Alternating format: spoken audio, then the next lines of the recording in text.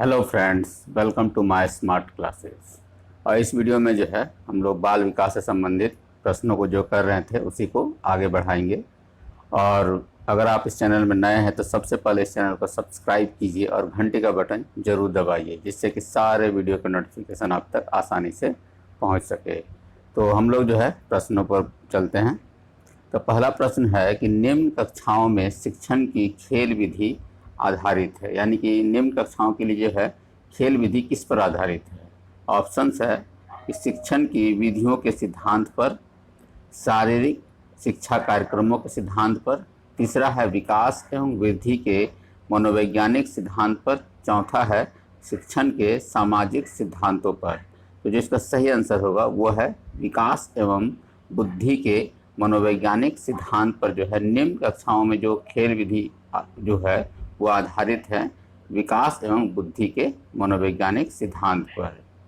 अगला प्रश्न है कि डिसलेक्सिया संबंधित है, यानी कि डिसलेक्सिया जो बीमारी है वो किससे संबंधित है। ऑप्शंस है पहला गणितीय विकार से, दूसरा है मानसिक विकार से, तीसरा है पठन विकार से, चौथा है व्यवहारिक विकार से।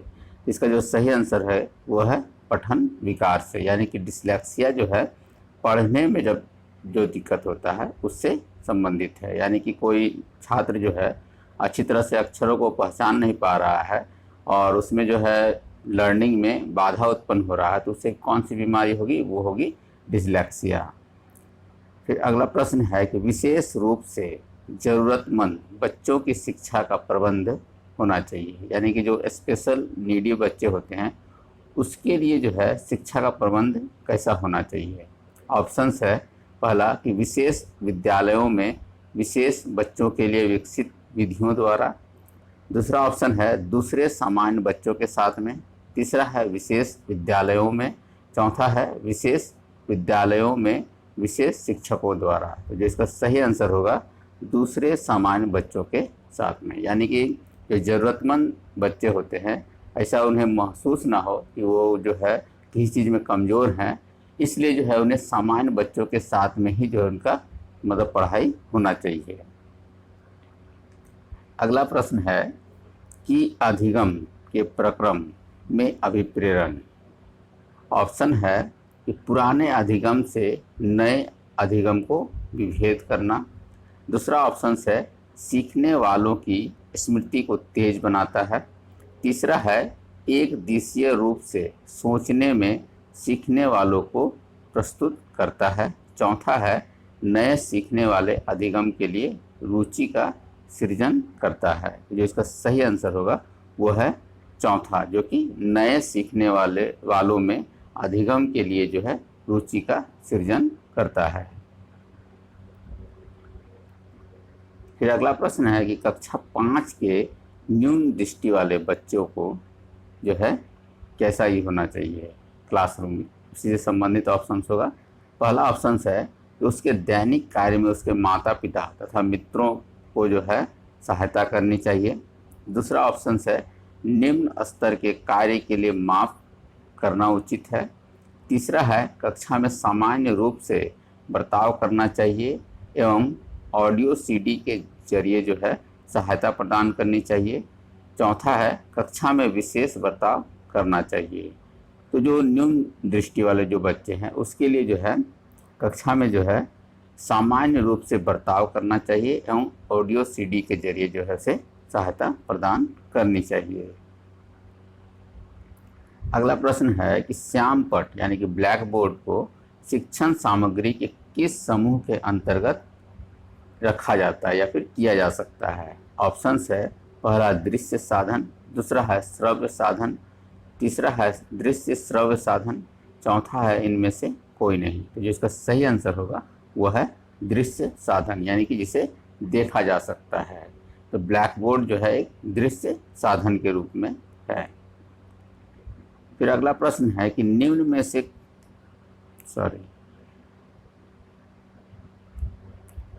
में से कौन शिक्षण कुशलता से संबंधित है। ऑप्शंस है पहला प्रश्नों को हल करना, दूसरा है श्याम पट पर लिखना, तीसरा है प्रश्न पूछना और चौथा है उपरोक्त सभी। तो जो इसका सही आंसर होगा वो उपरोक्त सभी होगा। यानी कि शिक्षण कुशलता से जो है ये सभी जो है संबंधित है, यानी कि प्रश्न को हल करना हो, श्यामपट्ट पर लिखना हो या फिर प्रश्न पूछना हो, ये सभी जो है शिक्षण कुशलता से संबंधित है। इसके बाद अगला प्रश्न है कि कक्षा में जो विद्यार्थी प्रश्न पूछते हैं, यानी कि ऐसा जो है कि हर एक क्लास में कुछ विद्यार्थी होते हैं जो प्रश्न बहुत ज़्यादा पूछते हैं, उसी से संबंधित ये प्रश्न है। ऑप्शन से पहला, कि कक्षा में भाग लेने के लिए प्रोत्साहित करना चाहिए। दूसरा, कक्षा के बाद शिक्षक से मिलने की सलाह दी जाए। तीसरा, लगातार प्रश्न पूछने के लिए प्रोत्साहित करना चाहिए। चौथा, स्वतंत्र रूप से उत्तर ढूंढने के लिए प्रोत्साहित करना चाहिए। तो जो इसका सही आंसर होगा वो है कि उन्हें जो है लगातार प्रश्न पूछने के लिए प्रोत्साहित करना चाहिए, जिससे कि उनका जो है मन जो है लगा हुआ रहे और वो प्रश्नों का उत्तर जो है अच्छी तरह से जान सके। ये मतलब शिक्षण कौशल के जो है बहुत महत्वपूर्ण चीज़ है ये, कि छात्रों में प्रश्न पूछना। अक्सर ऐसा देखा जाता है कि क्लासरूम में जो है कुछ ही बच्चे जो है ये प्रश्न पूछते हैं, ठीक ना। इसलिए जो है उन्हें हताश नहीं करना है कि बार बार वो प्रश्न पूछ रहा है इसलिए उसे बाद में मिलने के लिए कहा जाए या फिर उन्हें प्रोत्साहित किया जाए, ऐसा भी ना हो। चर्चा में भाग लेने के लिए प्रोत्साहित नहीं करना, उन्हें प्रोत्साहित करना है लगातार प्रश्न पूछने के लिए। इसके बाद अगला प्रश्न है कि शिक्षा की किंडरगार्टन पद्धति का प्रतिपादन किया था, यानी किंडरगार्टन पद्धति जो है किसने प्रतिपादित किया था। ऑप्शन है, पहला स्पेंसर ने, दूसरा है टीपी ननन ने, तीसरा है फ्रोबेल ने और चौथा है मॉन्टेसरी। तो इसका जो सही आंसर होगा वो है फ्रोबेल। फ्रोबेल ने ही जो है किंडरगार्टन पद्धति का प्रतिपादन किया था। यानी किंडरगार्टन का अर्थ होता है बच्चों का बगीचा, यानी कि जिसमें जो है मतलब बगीचा कहने का मतलब वहाँ पर फूल पेड़ पौधा नहीं है। इसका मतलब है कि बच्चे को ही जो है फूल के रूप में वहाँ देखा जाता है, जिससे कि अच्छी तरह से जो है वो पोषित हो सके, ठीक ना। तो ये फ्रोबेल ने ही जो है किंडरगार्टन पद्धति का प्रतिपादन किया था। अगला प्रश्न है कि एक अभिभावक आपसे विद्यालय में मिलने के लिए कभी नहीं आता है, तो आप क्या कीजिएगा। ऑप्शन से पहला, अभिभावक को लिखेंगे। दूसरा है, बच्चे की उपेक्षा करेंगे। तीसरा, आप स्वयं उनसे मिलने जाएंगे। चौथा है, बच्चों को दंड देना शुरू करेंगे।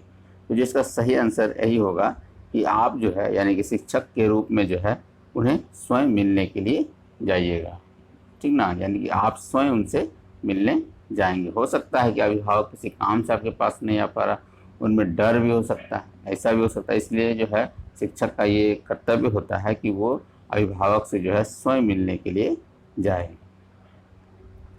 अगला प्रश्न है कि बचपन का सांप्रतिक दृष्टिकोण की मान्यता है। ऑप्शन है, पहला, बच्चों को युवा प्राप्त वयस्कों के रूप में सबसे अच्छा माना जाता है। दूसरा, बहुत तरीके से बच्चे प्राप्त वयस्कों के बराबर हो जाते हैं। तीसरा, बचपन आधारिक रूप से प्रतीक्षा अवधि है। चौथा, बचपन वृद्धि एवं परिवर्तन की एक अनूठी अवधि है। तो जिसका सही आंसर होगा वो होगा चौथा वाला, कि बचपन वृद्धि एवं परिवर्तन की एक अनूठी अवधि है। इसके बाद अगला प्रश्न है कि एक प्रमाणीकृत पठन परीक्षण लेने के लिए 5वीं कक्षा को प्रस्तुत करके शिक्षक को अधिकाधिक परामर्श दिया जाता है कि। ऑप्शन है, पहला, कि पूर्ववर्ती परीक्षा से प्रधान प्रश्नों को चिन्हित करना एवं छात्रों को उन्हें उत्तर देने की अनुमति देना। दूसरा ऑप्शन है, बच्चों को बोलना कि परीक्षण बहुत महत्वपूर्ण है तथा उसमें अच्छा प्रदर्शन करेगा। तीसरा है, निम्न कोटि के पाठकों को प्रशिक्षण देना ताकि कक्षा के शेष बच्चे किसी भी तरीके से अच्छा करें।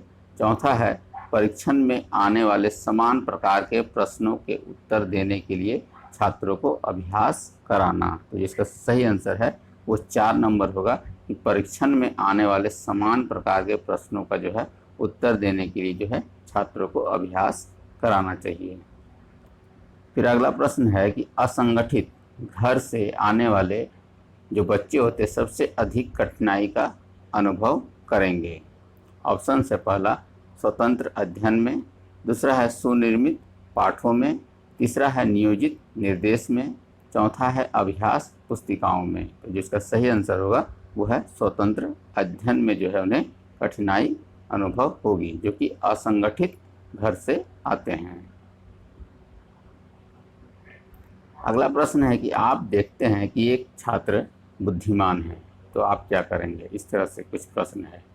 पहला ऑप्शन है उसे अतिरिक्त गृह कार्य नहीं देंगे, दूसरा है उसके साथ संतुष्ट रहेंगे, तीसरा है वह जैसे अधिक प्रगति कर सके उस तरह से उसे जो है अनुप्रेरित करेंगे, चौथा है उसके अभिभावक को सूचित करेंगे कि वह बुद्धिमान है। तो जिसका सही आंसर होगा वो 3 नंबर होगा कि वह जैसे जो है अधिक प्रगति कर सके, इसलिए जो है उसे जो है अनुप्रेरित या प्रेरित करेंगे।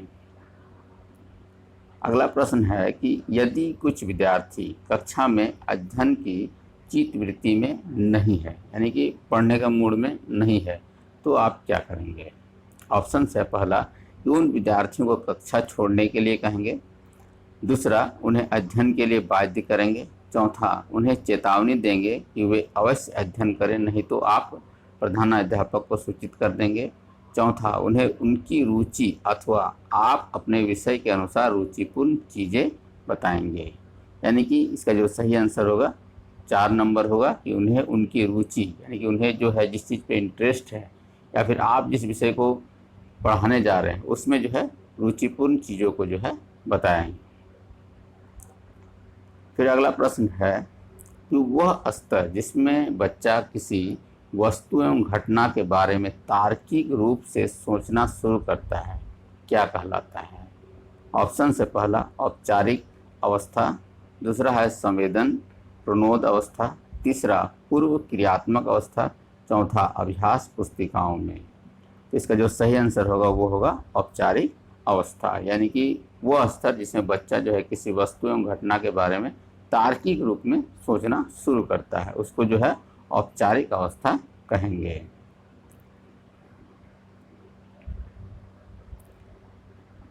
फिर अगला प्रश्न है कि आप देखते हैं कि एक छात्र बुद्धिमान है, ये प्रश्न कर दिया गया है। इसके बाद जो है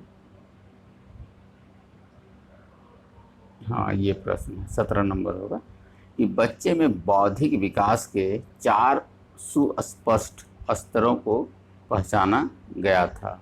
ये जो है बच्चों में जो बौद्धिक विकास होता है वो 4 स्पष्ट स्तरों में होता है। ये किसके द्वारा जो है पहचाना गया था। ऑप्शन से पहला एरिक्सन के द्वारा, दूसरा है कोलबर्ग के द्वारा, तीसरा है स्किनर द्वारा, चौथा है पियाजे द्वारा। तो जिसका सही आंसर है वो है पियाजे के द्वारा जो है बच्चों के बौद्धिक विकास के 4 स्पष्ट स्तरों को जो है पहचाना गया था।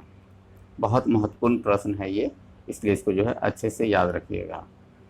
इसके बाद अगला प्रश्न है कि अल्पवयस्क बच्चों के अधिगम में अभिभावकों की भूमिका होनी चाहिए। यानी कि अल्पवयस्क जो बच्चा होता है उसको जो है लर्निंग करने में यानी कि सीखने में जो है अभिभावक की क्या भूमिका होनी चाहिए। पहला है अग्र सक्रिय, दूसरा है निषेधात्मक, तीसरा है संवेदनात्मक, चौथा है उदासीन। तो इसका सही आंसर होगा वो होगा अग्र सक्रिय। यहाँ पर सक्रिय होगा जो है उस तरह के जो अल्पवयस्क बच्चों में जो है अधिगम में अभिभावक की भूमिका जो है अग्र सक्रिय होनी चाहिए, ताकि उनके कार्य में भटकाव की स्थिति उत्पन्न ना हो। इस अवस्था में बच्चों को जो है निर्देशन एवं साथ साथ परामर्श की भी आवश्यकता पड़ती है।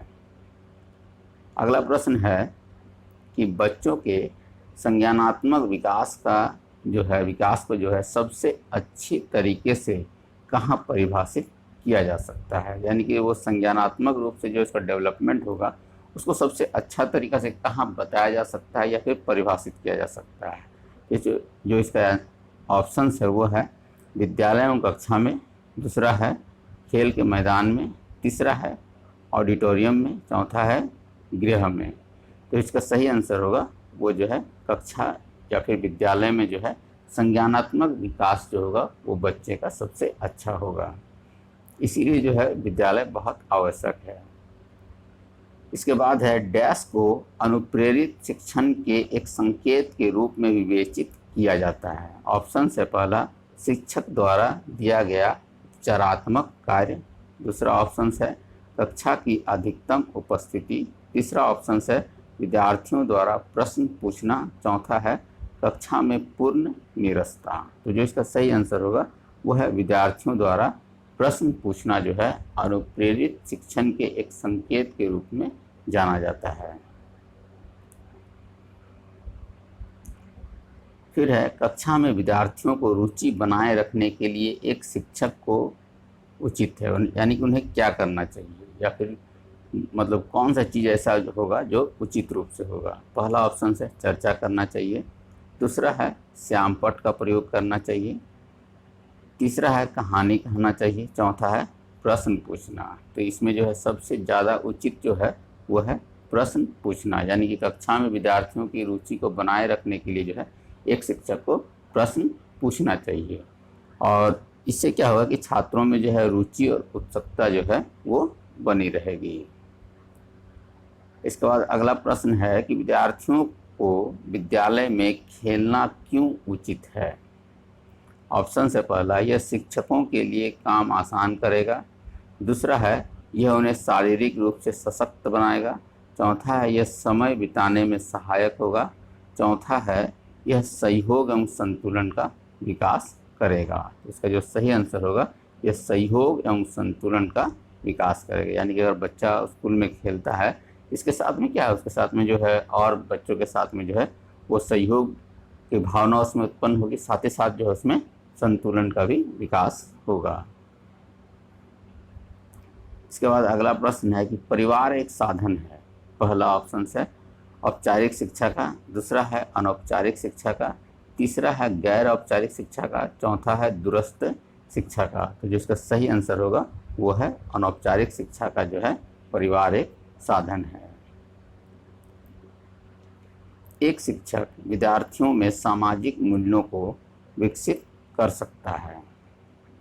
ऑप्शन है अनुशासन की अनुभूति को विकसित कर, दूसरा ऑप्शन है महान व्यक्तियों के बारे में बोलकर, तीसरा है आदर्श रूप में बर्ताव कर, चौथा है उन्हें अच्छी कहानियाँ सुनाकर। तो जिसका सही आंसर होगा वो है अपने आप को जो है आदर्श रूप में बर्ताव करके, यानी कि आदर्श के रूप में अपने आप को पेश करना।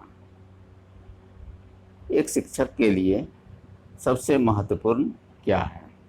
ऑप्शंस है कक्षा में समयानुवर्ती होना, दूसरा है कक्षा में अनुशासन बनाए रखना, तीसरा है विद्यार्थियों की कठिनाइयों को दूर करना, चौथा है एक सुवक्ता होना। तो जो इसका सही आंसर है वो 3 नंबर होगा कि विद्यार्थियों की जो कठिनाई है कक्षा में या विद्यालय स्तर पे उसको जो है दूर करना जो है सबसे ज़्यादा महत्वपूर्ण है एक शिक्षक के रूप में। आप एक अति सक्रिय बालक को कैसे सही दिशा में लाएंगे।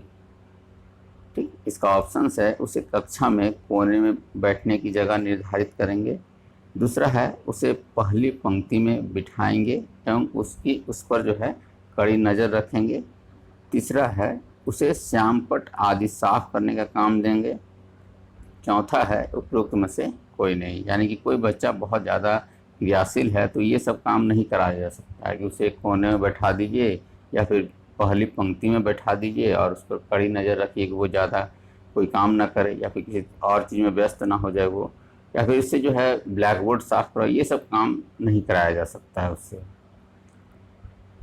और उसके लिए क्या आवश्यक है ये भी जान लेते हैं कि अति सक्रिय बालक को सही दिशा देने के लिए उसे सही निर्देशन यानी कि सही डायरेक्शन की आवश्यकता होती है। ऐसे बालक को कक्षा के कार्यों का नेतृत्व प्रदान करना उपयुक्त होता है। ये बहुत ज़्यादा इससे जो है लीडरशिप वाला काम दे दीजिए, वो बहुत अच्छी तरह से करेगा। इसके बाद अगला प्रश्न है कि पृथक पृथक समजातीय समूह के व्यक्तियों के प्रति बच्चों की अभिवृत्ति साधारणतया आधारित होती है। ऑप्शन से पहला उनमें समकक्षियों की अभिवृत्ति पर, 2 नंबर में है उनके अभिभावकों की चित्तवृत्ति पर, 3 नंबर पर है दूरदर्शन के प्रभाव पर, 4 नंबर में है उनके सहोदरों की अभिवृत्ति पर। तो जो इसका सही आंसर होगा वो है उनके अभिभावकों की चित्तवृत्ति पर। अगला प्रश्न है कि आपको अपनी कक्षा में 2 मंद बुद्धि बच्चों को बैठने के लिए बोला गया है। आप पहला ऑप्शन है प्रधानाध्यापक को उन्हें किसी और कक्षा में जो कि मंद बुद्धि के बालकों के लिए विशेष रूप से चिन्हित है में बैठने के लिए बोलेंगे। 2 नंबर में है उन्हें अपने विद्यार्थी के रूप में ग्रहण करने से इनकार करेंगे। 3 नंबर में है ऐसे विद्यार्थियों को सिखाने की तकनीक सीखेंगे। और 4 नंबर में है उपरोक्त में से कोई नहीं। तो एक शिक्षक के रूप में जो है ऐसे विद्यार्थियों को सिखाने के लिए जो है आपको नया नया तकनीक सीखना होगा।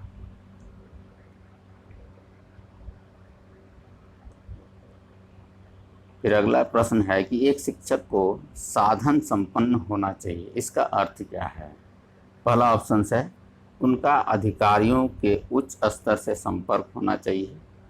दूसरा ऑप्शन है उनके पास पर्याप्त धन संपदा होनी चाहिए ताकि उसे शिक्षण देने की ज़रूरत ना पड़े।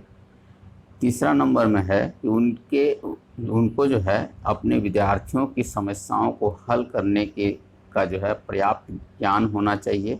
चौथा है विद्यार्थियों के बीच उनकी प्रसिद्धि होनी चाहिए। तो जो इसका सही आंसर होगा वो 3 नंबर होगा कि उनको जो है अपने विद्यार्थियों की समस्याओं को हल करने का जो है पर्याप्त ज्ञान होना चाहिए।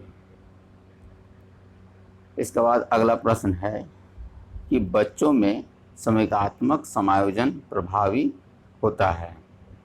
ऑप्शन है पहला कक्षा शिक्षण में, दूसरा ऑप्शन है व्यक्तित्व निर्माण में, तीसरा है अनुशासन में, चौथा है उपरोक्त सभी। तो जिसका सही आंसर होगा वो उपरोक्त सभी होगा। यानी कि बच्चों में संवेगात्मक समायोजन जो है प्रभावी कहाँ पर होगा, कक्षा शिक्षण में होगा, व्यक्तित्व निर्माण में होगा और साथ ही साथ अनुशासन में वो होगा। तो इस तरह से जो है ये 30 महत्वपूर्ण प्रश्न है और ऐसा संभावना जताया जा रहा है कि CTET का एग्ज़ाम है वो जुलाई में होगा। लेकिन अभी कहना भी मुश्किल है कि क्या हो सकता है, डेट आगे भी जा सकता है। इसलिए अपनी तैयारी को पूरे ज़ोर शोर से करते रहिए। साथ ही साथ आने वाले समय में ऐसी संभावना है कि झारखंड में भी जो है TET की परीक्षा होगी। इसलिए अगर आप इस परीक्षा में अच्छा करते हैं तो आपको जो है दोनों तरह का फ़ायदा मिल सकता है। इसलिए अपनी तैयारी को जो है मजबूती से करते रहिए और साथ ही साथ बताइए ये वीडियो जो है आपको कैसा लगा। लाइक और डिसलाइक का बटन ज़रूर दबाइए जिससे पता चले कि किस प्रकार का बन रहा है। साथ ही साथ कमेंट्स कीजिए कि कैसा लग रहा है और बताइए कि और किसी विषय के बारे में भी अगर जानना चाहते हैं या फिर और किसी विषय पर वीडियो चाहते हैं वो भी ज़रूर बताइए। Thank you.